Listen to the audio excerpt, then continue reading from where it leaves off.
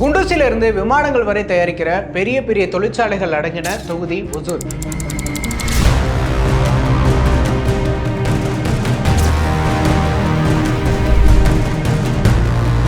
அதோட தமிழ்நாடு, ஆந்திரா, கர்நாடக மாநில எல்லைகளில் இந்த தொகுதி இருக்கிறதால தமிழ், தெலுங்கு, கன்னடா, துளுன்னு பல மொழிகள் பேசுகிற மக்கள் இங்கே வசிக்கிறாங்க.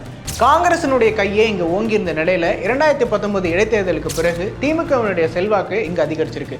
அதிமுகவும் கூட கொஞ்சம் முயற்சி எடுத்தால் வெற்றி பெறக்கூடிய ஒரு தொகுதி தான் ஒசூர். தற்போதைய எம்எல்ஏவான பிரகாஷுக்கு நிறைகள் இருக்கிறது போல குறைகளுமே நிறைய இருக்கு. ஏன் அப்படின்னா, இவருடைய முயற்சியில மிகப்பெரிய பேருந்து நிலையம், அரசு தலைமை மருத்துவமனையும் இங்க கட்டப்பட்டு வருது. இது ஒரு பாசிட்டிவான விஷயமா இருந்தாலும், கல்குவாரி விவகாரத்தில் ஏற்பட்ட குற்றச்சாட்டுகள், தன்னுடைய சொந்த சமூகத்துக்கு மட்டும் சிறப்பு கவனம் கொடுக்கிறது, இதெல்லாமே மற்ற சமூக மக்கள்கிட்ட அதிருப்தியை ஏற்படுத்தியிருக்கு இவருக்கு. இது மட்டும் இல்லாம எம்எல்ஏ பிரகாஷ் கட்சி பூசல்களையும் சந்திச்சு வர்றாரு.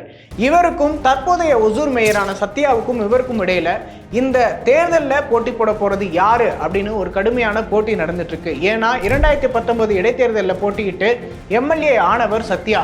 அதனால இந்த முறை எம்எல்ஏ ஆகிட அவர் தீவிரம் காட்டி வர்றதால பிரகாஷினுடைய மைனஸ் எல்லாமே இவருக்கு பிளஸ்ஸா மாறி இருக்கு. இந்த கட்சி பூசலை அதிமுகவும் தங்களுக்கு சாதகமா பயன்படுத்த திட்டமிட்டு வராங்க.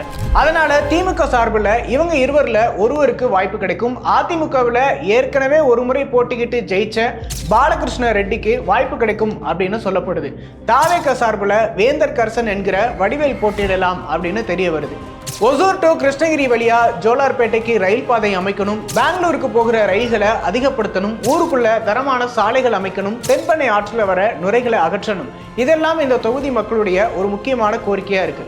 ரொம்ப நாட்களா சொல்லிட்டு வர இந்த கோரிக்கைகளை நிறைவேற்றி தர கட்சிக்கு மட்டுமே நாங்க வாக்களிப்போம் அப்படின்னு சொல்றாங்க இந்த தொகுதியில் இருக்கிற பெரும்பாலான மக்கள். நீங்க சொல்லுங்க, ஒசூர்ல தொகுதி மக்களுடைய கோரிக்கையை நிறைவேற்ற போற அந்த எம்எல்ஏ எந்த கட்சியை சேர்ந்தவரா இருப்பாரு? கமெண்ட் பண்ணுங்க.